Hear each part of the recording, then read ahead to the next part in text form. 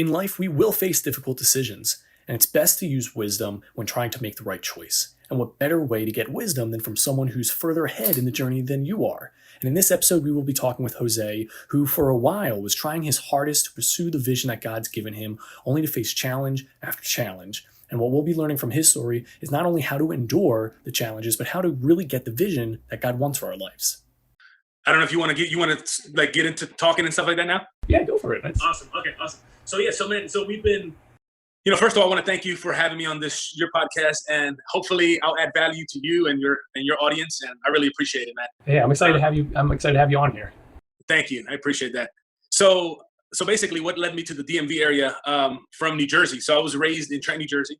I'm sure you're familiar with Trenton. Rough neighborhood. So I always like to joke around, and even though it's not a joking matter, but where gunshots and gunfights, all that was our entertainment growing up. So I grew up in this place in Trenton called Wilbur Section. And but anyways, long story short, from there, I always had this dream to be in law enforcement.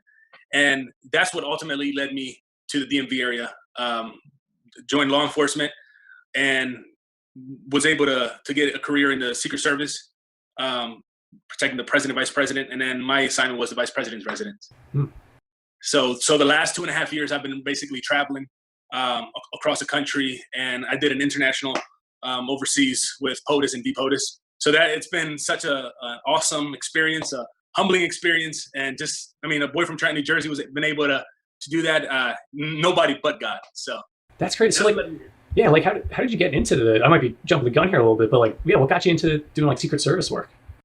So, all right. So basically, right after right after high school, I wanted to do a few things. I wanted to write, and I wanted to speak, because people who influenced me were writers and speakers. And so I wanted to be a part in someone's story, and help someone. And so I began moving in that direction. And another dream that I had was I wanted to be a business owner, and then I wanted to be in law enforcement. So right after high school, I went and took the police test in Trenton, New Jersey. I don't know if you know, well, you said you know a little bit about Trenton. So I took the police test in Trenton, and the first time around, I didn't get high enough on the list. So, I was devastated, but I was like, you know what? And a lot of other stuff was happening in my life as well. So, but I took it again. And once I took it again, and this 2 years after I took it again, and then I scored high enough on the list where now I was going to be in the police academy. So my dream was going to be, was going to come true. And so I was in the police academy. I had the boots, I had the uniform. I was actually, and I prayed about it. I was a young youth pastor back then, and praying about it, asking God, and I said, Lord, if this is your will, open this door for me. And he opened this door. I was in the academy. They were yelling at us and all this. I was trying my best not to laugh. And so long story short, while I was in the academy and I was in the middle of my push-up, one of the captains came and pulled me out, and he says, Recruit Vargas, come with me. And he says, unfortunately, you're not able to continue because the doctor found Wolff Parkinson White syndrome in your heart. And at that moment, Alec, I'm telling you, I felt like somebody just literally punched my stomach. My dream of being in law enforcement was just gone. And I remember, not to sound shady or anything, but I literally cried myself to sleep that night, because I was like, man, this is never going to happen for me because of this. And I go through different phases. And in the meantime, I'm still preaching. I'm still leading. I'm still, writing and doing the things that I wanted to do. But anyways, this long story short, ultimately, I didn't make it. And so I started working in the police station in Trenton. And then while I was working up there in city lockup, I was talking to a senior officer, and I always looked up to the Secret Service. Protecting the president, vice president, the guys in sunglasses, and always wanted to do that. And I never thought to apply, and I didn't know that next step. And so one of the guys that I worked with, he said, hey, why don't you apply for that? And I was like, why don't I apply for that? So I did. And it took me 7 years. And if you want to get into that story, we can, but it took me 7 years. And finally, I was able, in the process of those 7 years, I was a youth pastor, young adults pastor, and ultimately a lead pastor in Trenton. And then from there, that's when the door opened. And I took that leap of faith, and I'm here. But here's the little interesting fact that you're knowing this, and now your audience, and not a lot of people know in my circle yet, just because I'm so far from everyone. I literally just walked away from my dream job. Oh, from in the Secret Service? Yes, I Oh, literally just wow. walked away. Like, this is fresh. So, and now I'm focused on coaching, speaking, and leadership development, going into companies and building leaders. That's pretty cool. Yeah, yeah. Wow. So this is breaking news. Yeah, that's man. Now I've got like so many different like question stuff now. I want to make sure like that's it, like so. First of all, just like that's with your story of being in the police academy, not only being told that like you can't be in the academy, but then you got this news about this heart condition. What was the heart condition thing? I'm just if you don't mind sharing. No, I don't mind at all. So when the doctor, when the doctor told me that, I went through three. When I go speak and I share the story, I always talk about the three phases that I went to, and I would like to share them with you and your audience, because I believe that if you're an entrepreneur, if you're a leader like yourself, and you're trying to make an impact in other people's lives, and you have this dream and this vision for your life, you're gonna go through what I think you're gonna go through, these three phases. And I've gone through these three phases at different points in my life, as I pursued the vision that I believe God placed in my heart at every single phase.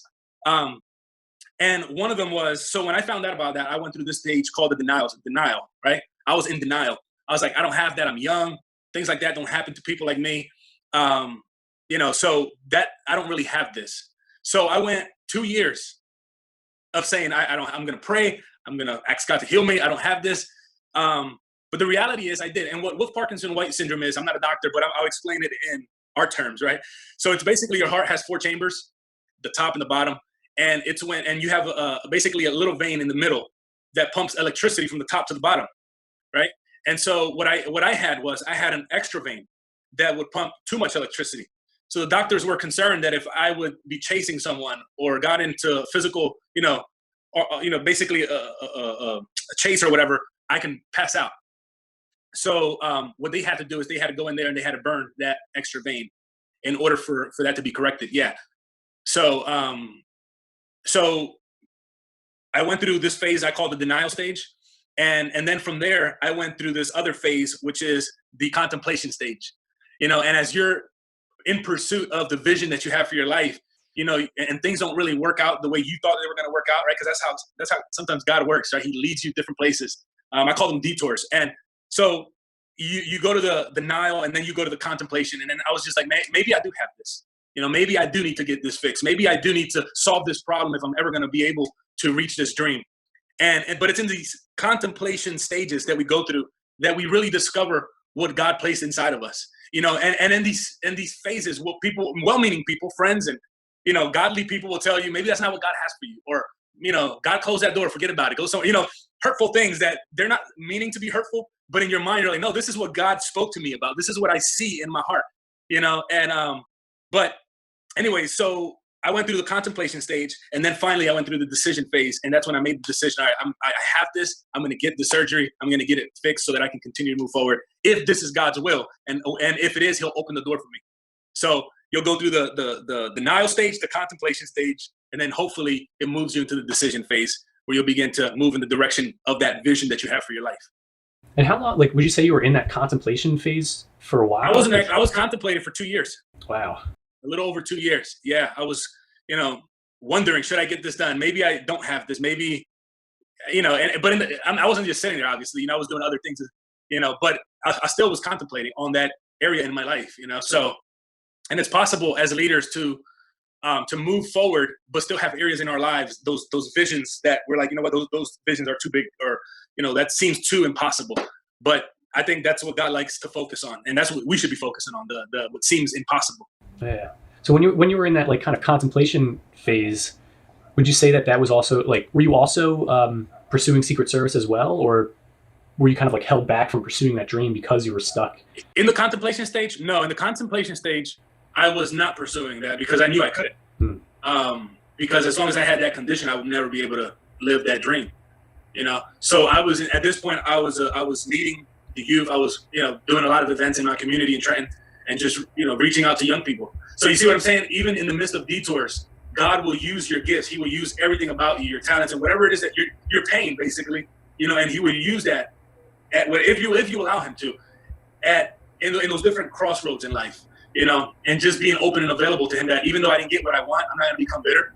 I'm just going to continue to move forward and continue to follow you and continue to do whatever it is that you want me to do. And I think, especially for us believers, is living in that life of total surrender, where it's like, you know what, I need to surrender everything, all my dreams to God, because it's when I surrender them to him, that's when he puts in my heart all the dreams that he has for me, so looking back now, I can say that worked for me, because then it allowed me to pursue a bigger thing. I mean, I was just thinking locally, and that's, I think local law enforcement are the heroes, but I was thinking locally, and God was thinking nationally and globally. You know what I'm saying? Yeah. So sometimes when things don't work out for us, we have a temptation, and all of us do. Every leader has a temptation as they're pursuing their vision and things don't work out, to become bitter, and to say, you know what, the heck with it, forget it. Maybe God doesn't want this for me, or maybe I'm not called to do this, or maybe I'm not strong enough to do this, or maybe whatever it is, whatever story we tell ourselves, or the enemy whispers to us, whatever it is, if we would move beyond that and say, you know what, I'm going to surrender to the will of God for my life. I'm going to surrender to the vision that he showed me, regardless of the naysayers,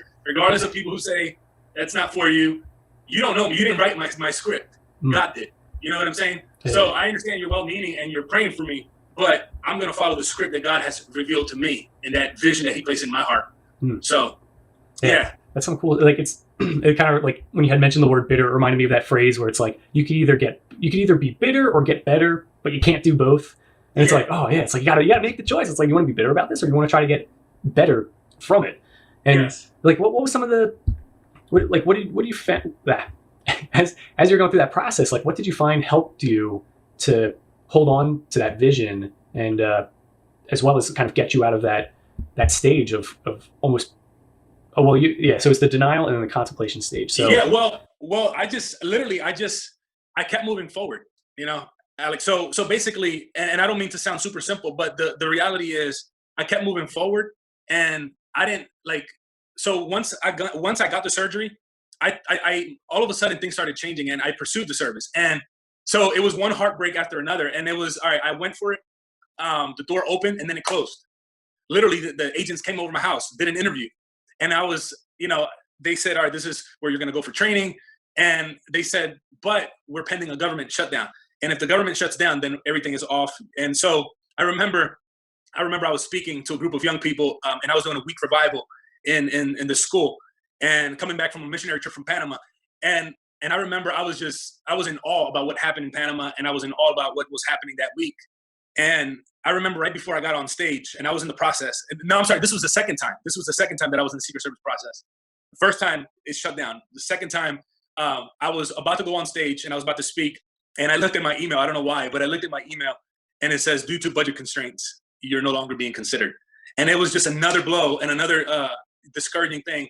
And it's interesting because at that moment, I was speaking on how we have all access to God. And one of the stories that I used was illustrated about the White House and the president. I'm not going to get into that story, but it was just like, all right. And I remember preaching, and people, young people were really touched. And I remember leaving that stage, and I was just like with tears, and I was like, oh man, Lord, this is never going to happen, but then what kept me moving forward was that I felt that God was speaking to me and said, no, it's going to happen. It's going to happen in my time. Just keep pressing through, keep being persistent. And this goes against the idea of a lot of time what we say and what we preach and what we teach, that if the door closes, it's not meant to be. Well, not every time. Sometimes a door will close, but sometimes it's to test our resilience and our faith. Sometimes is redirections. I call them detours. One of the things that I just very quick, I'm not trying to preach, but no, it's all good. One of the things was, the Apostle Paul, before he came, the Apostle Paul that we look up to, you already know the story. He was this terrorist basically, and he was this person who was killing Christians and bringing them back in chains. And one of the things that struck me was, and I believe it's in Acts 9, where he was on his way to Damascus to go bring these Christians, these followers of Jesus, and he was going to bring them back in chains, right? And one of the things that happened on the road, but we know the story, right? He encountered Jesus. But the thing that struck my heart was when I first read that at that moment when I was going through all those things, was that he went back to Damascus after this whole experience that he had with Jesus. But he went back with a different mission, basically, with a different agenda, with a different plan, from what he initially wanted. And sometimes we are redirected, and we are, God will do many things. Me and my wife, we like to say that God is a multi-purpose God. Because he really does. He it's amazing. He doesn't just do one thing in your life at a moment. When you're following him, he does multi things. He really does. He just begins to paint different parts of the picture. And sometimes we don't see it when we're in it. But when we look back in retrospect, we're like, wow, he was doing all these things. And at the same time, he was guiding us to where we are, you know?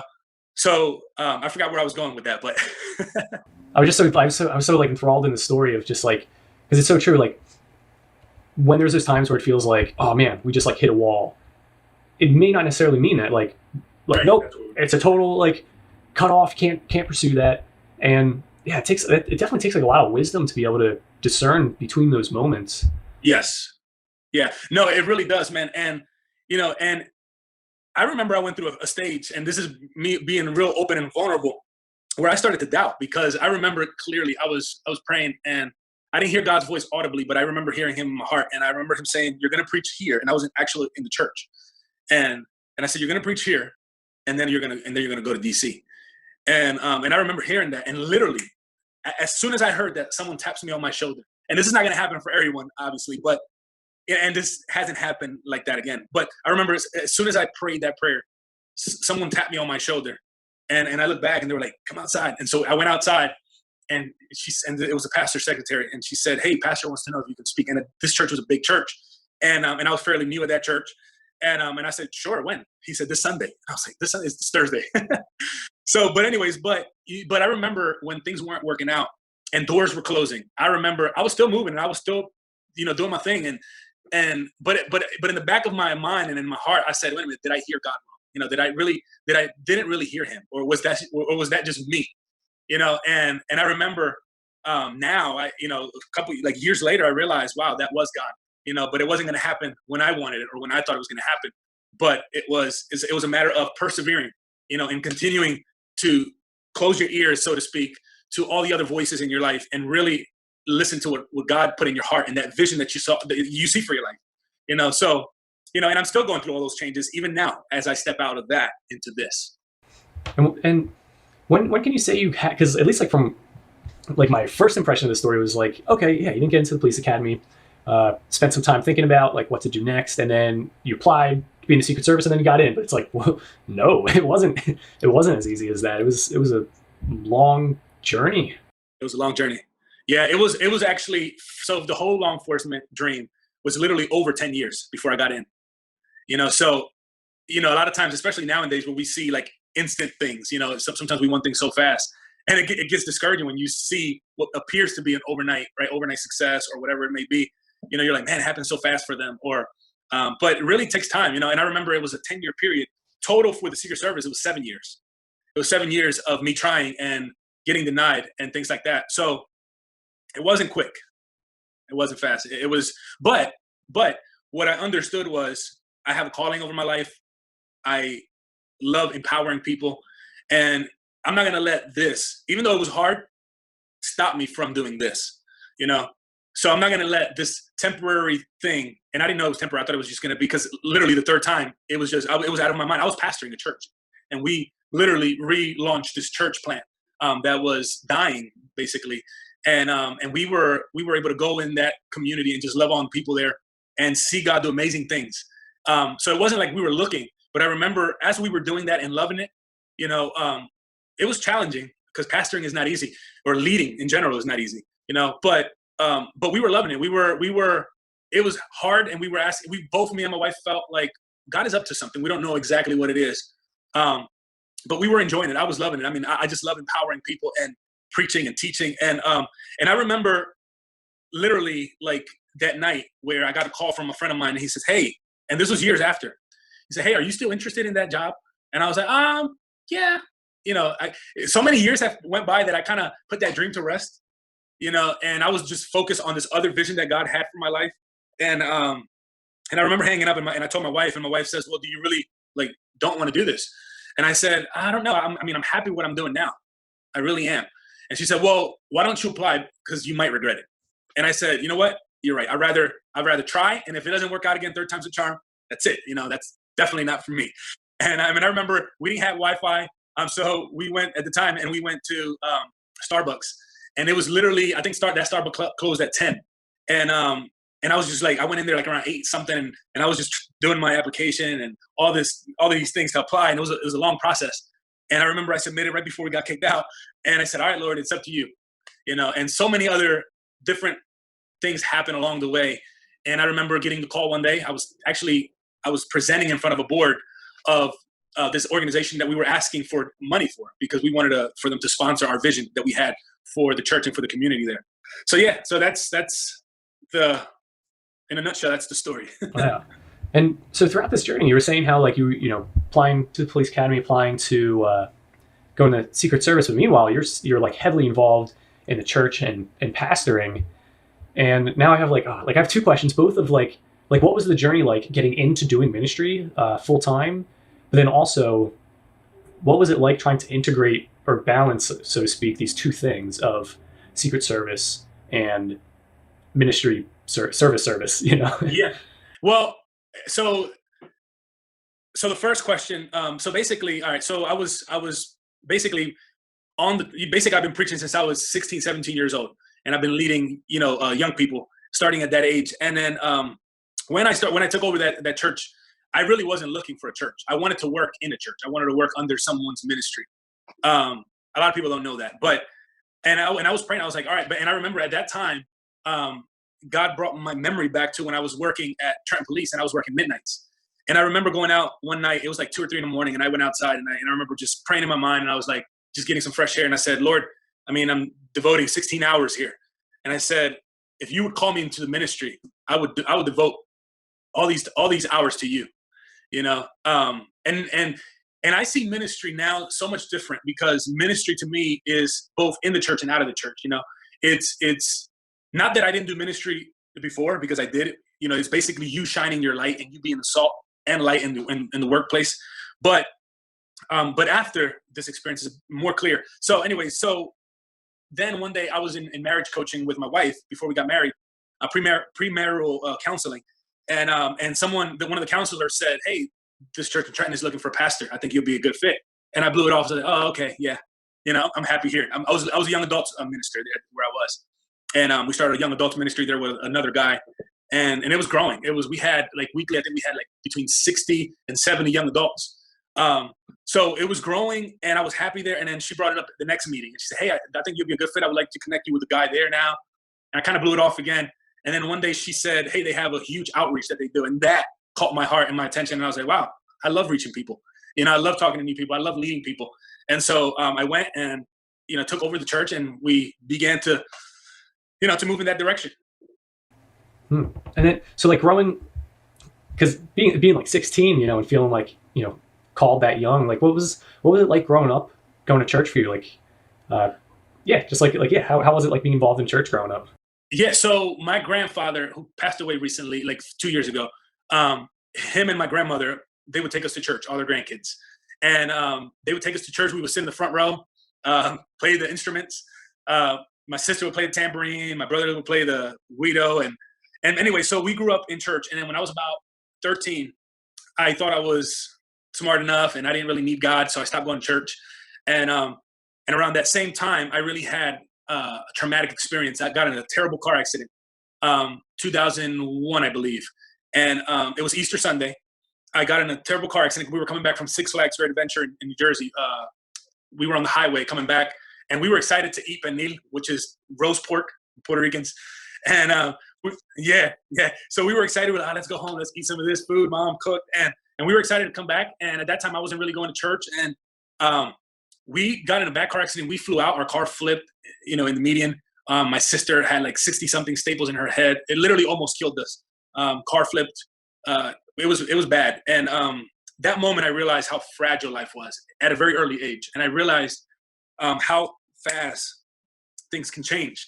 So a few years later, a friend invited me to a camp, and it was in PA, actually. Camp Meadowland. I don't even know if it's still around, but I remember going, and I was hesitant. I didn't really want to go, but I went, and I remember all these things were happening, and I remember saying a prayer, and I said, "God, if you can do something with my life, I give you my life." And from that moment forward, I just began to follow Jesus, and fell in love with God, really.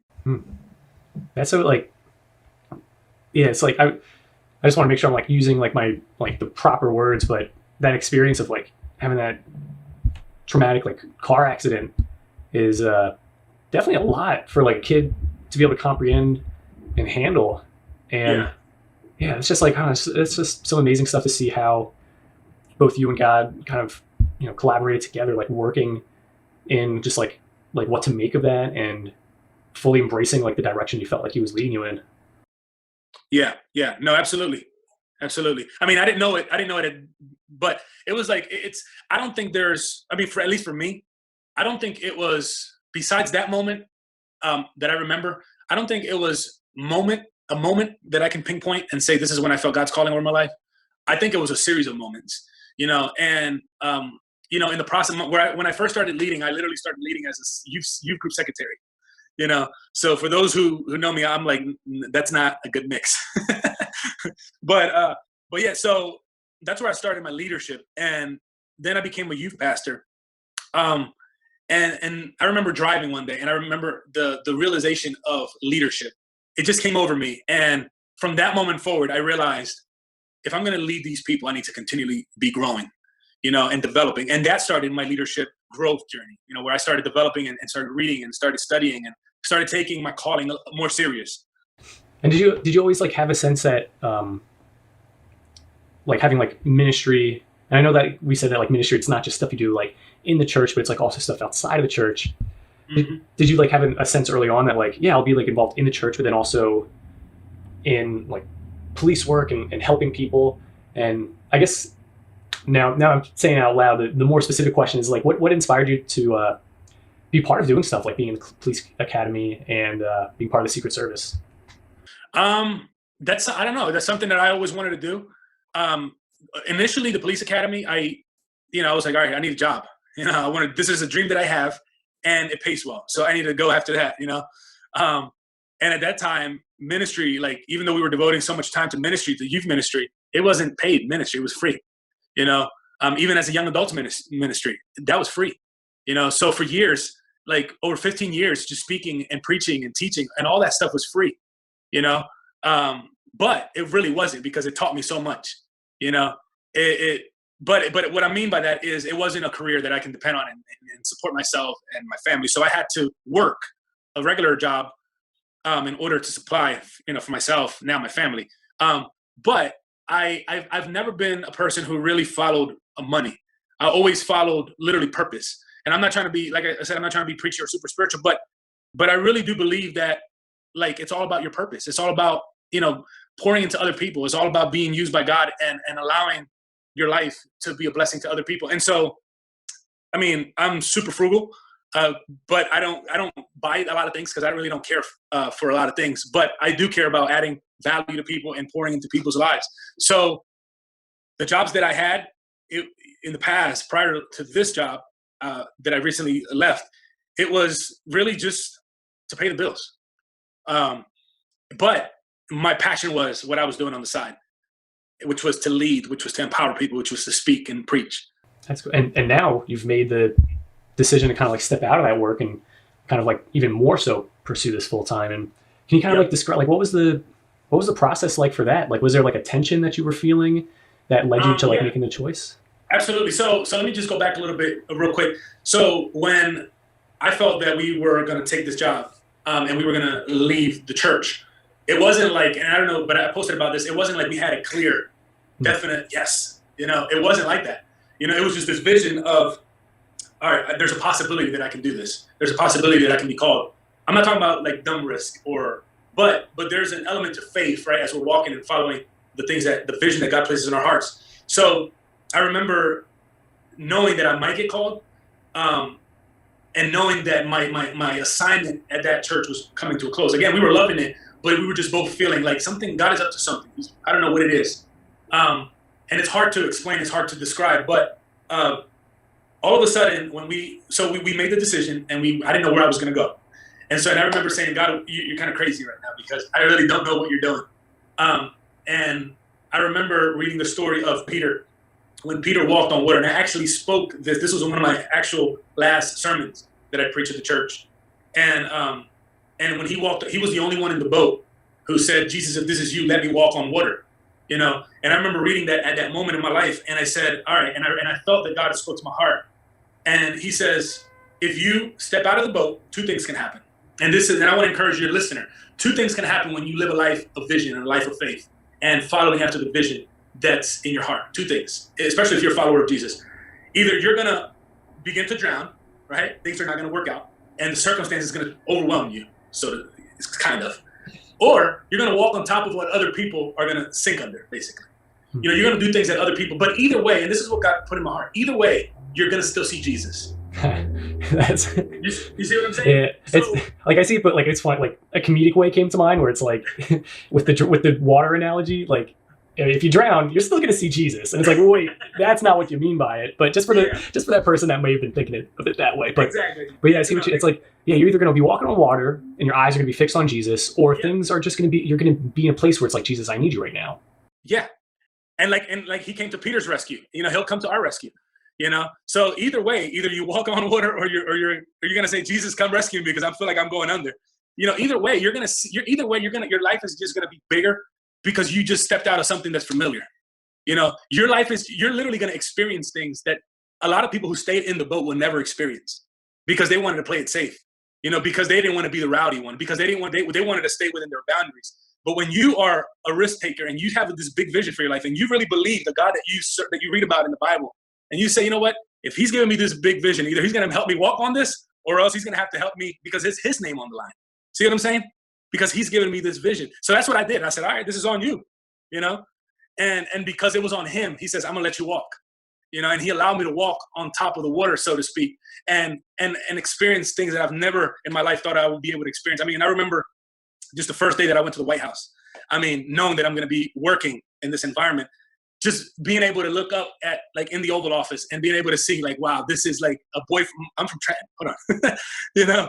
Like how did this happen? But, it's literally, when you begin to step out in faith and you begin to just move in the direction that you see. And now even with the coaching people and helping businesses, that's another step of faith, and there's for none of this, even for Peter, it wasn't a guarantee that he was going to be able to walk on water in his mind. And it wasn't a guarantee. It wasn't. But he believed that the one that called him was faithful. He believed that the one that called him can do the impossible. And if he called me out, I'm going to be able to do something. Either I'm going to see him on my way down or I'm going to see him, walking on this thing. So, whatever that vision is and whatever it is that we're trying to accomplish as the leaders in pursuit of the vision that God has for us to serve other people, we just gotta do it, and a lot of times we allow fear to control us, even as believers, as leaders. Sometimes we disguise it, and we make excuses. I've done it, where we're like, we've got to be responsible, and you do, oh, I can't because that's not the wise thing to do, and I understand all those things. You don't want to make dumb decisions, but I also believe in making faith decisions, and I believe in if you have a vision for your life, a dream that you feel it's a dream, and I do this coaching and basically on 10 questions to ask yourself if a dream is really your dream. And one of those is this dream really my dream? And the reason why is because sometimes as we're pursuing our dream, sometimes it's really not our dream.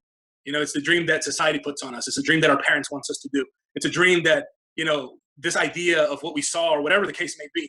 So one of the reasons that I transitioned out of that dream is because I have a bigger dream, and I'm a father now and I'm a husband and I love it. I love being a father. I love being a husband. And I want to be here for my daughter. I didn't have a dad growing up, and so I want to be there for my daughter. I want to teach her the principles that I've learned throughout my life and that I'm learning so that her life can be different and her life can change and her life can be dramatically transformed. So sometimes you got to sacrifice your dreams in order for the sake of your bigger vision. And my big vision in particular for my family, I want my family to remain united. I want my family to be strong. I want to be able to pray with my family and go to church with my family and things like that. So that's one of the reasons it led me to transition to do the thing that it's been a dream of mine for 15 years now, to be able to coach and speak and just teach. That's pretty cool. I assume that definitely wasn't like the easy option. If anything, it probably was a very hard decision to make, like if between stay where I'm at or like make this step of faith, Absolutely. Oh yeah. It's so easy to stay where you are, it really is. I mean, it's easy to stay in our comfort zone because we already know that this is what it is, but when you decide to go beyond and pursue those things that are in your heart, You don't know what's on the other side. You don't know if it's really going to work. You don't know how long it's going to take for it to work. You know, so I mean, obviously, there's things that you should do as a foundational thing in order to position yourself so that you can thrive. You know, you're not going to just do something. You know what I'm saying?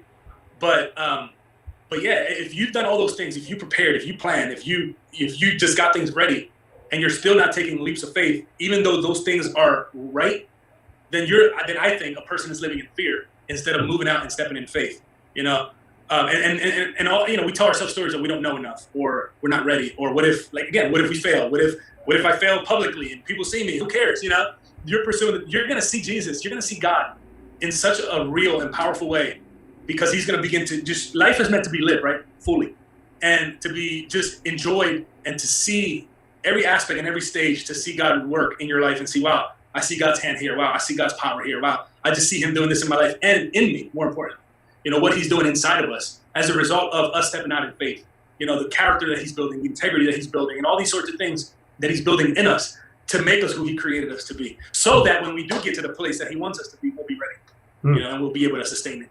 Yeah, and that's the thing I think a lot of us can forget, is that during these like trial periods, during these stressful periods, it can definitely be used to prepare us for when we are going to be in that role, or in that position where God wants us to be at. Mm-hmm. Yeah, absolutely.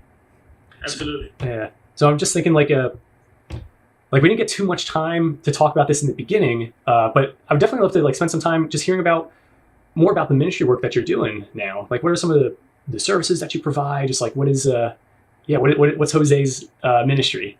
So I do three things: coach, speak, and teach. You know, and one of the things that I'm focusing on right now is two parts to that. You know, one of them is helping people get unstuck, leaders particularly, leaders who are super busy, leaders who are stuck. And the thing about leaders is that we don't like to admit we're stuck, because somehow we think that's there's a taboo about it, or that's, you know, it's wrong for you to be stuck. But literally, being stuck means not knowing the next step. So I love going in and showing people, helping people realize where they are, and then help them get that breakthrough so that they can get that next step. That's one part. And then the other part is literally helping organizations build high-performing teams so that they can improve the company culture. And the reason I love doing that is because, and basically it's either one-on-one coaching with, and I start always with the leader of the organization.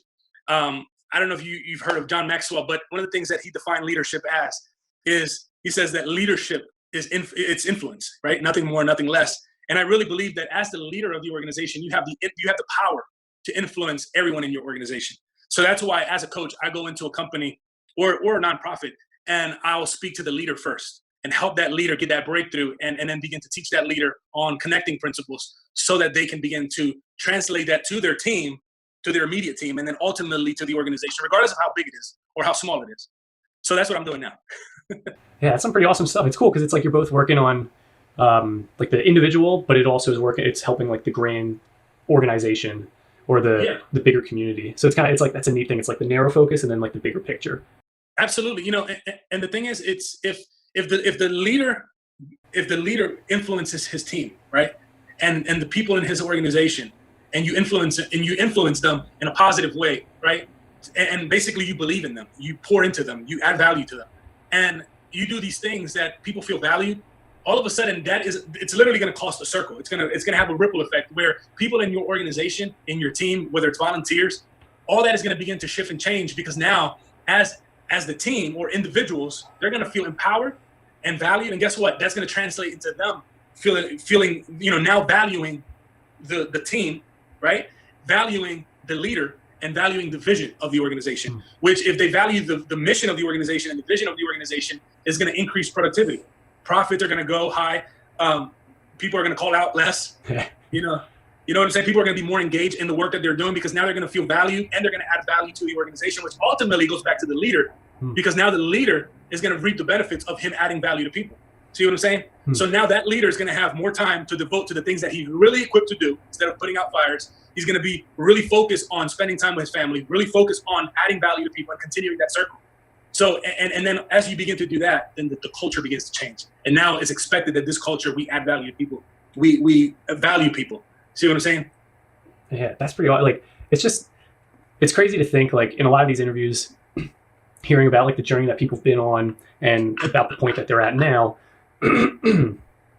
it's like if you look back and you see all those different like challenges and the struggles and the doubts, to think how different life would be if you succumbed to those doubts or turned away from a certain path because of the challenges, just how much one would like miss out on. And Yeah. I'm thinking just like kind of like as like a wrap up thing here, if you were to meet yourself from the past and you would, you have all the knowledge that you have now, what kind of like wisdom would you try to bestow onto like your younger self to help them through those challenges? Um, I would tell myself, stop worrying so much and just trust the process. You know, because like I said earlier, if you're moving forward and you're not allowing the circumstance to make you bitter or allow the external circumstance and what's happening around you to cloud your faith and to cloud your vision and to cloud the judgment and the things that God placed inside of you, and you're moving forward, then that dream is going to happen. That vision is going to happen. Just because it's delayed doesn't mean it's just like they say, right? Just because it's delayed is not denied. And I really believe that, that even though it's hard when you're going through it, but just try to trust more and continue to move forward, because ultimately it's going to happen. Ultimately, it's going to happen. There's a saying that consistency compounds, and I really believe that. I really believe that when you are consistent in who you are as a man, as a leader, as a woman, whoever you are, and if you're consistent at developing yourself, growing, adding value to people, consistently being faithful with the little, it's going to happen. But if you're cutting corners just because you're not there yet, you're never going to get quote unquote there because you're not valuing where you are. And I think part of the process of getting to where God wants us to be, of being able to impact people, is he wants to change us from the inside out, right? He wants to use us, but he wants to also change us, so that we can be not the perfect vessel, but a vessel that he can use, So I would say just, if you, whoever, I just want to speak to your audience real quick, wherever you might be, in your leadership journey, whether you're a dad, whether you're a mom, whether you're a husband or a CEO or an entrepreneur or someone who just has a vision, everything takes time. But if you consistently take the downtime to improve and to grow and to say, you know what, this is preparation for what's coming. Stay encouraged. Don't worry. Continue to do what you know how to do, and God will take care of the rest. That's definitely something like it's like, man, if only like we got that wisdom earlier, right? Like how, but yeah, Jose. I mean, I still tell myself that. So yeah, I was just gonna say, I was like, man, all like, because I went through like a similar like kind of like thought exercise before too. Like, man, like if I could tell myself in the past some advice, like what would it be? And I'm like, man, if only I had it then. And then I'm like, well, man, if only I actually still better implemented it now. It's yeah, absolutely. And and those things that you could have told yourself that you're telling yourself now, I mean, it's good, So it's like, all right, I could have told myself that, but I didn't. So now I'm going to tell myself that, don't worry, it's going to happen. It's all in due time and it's coming. So. Yeah.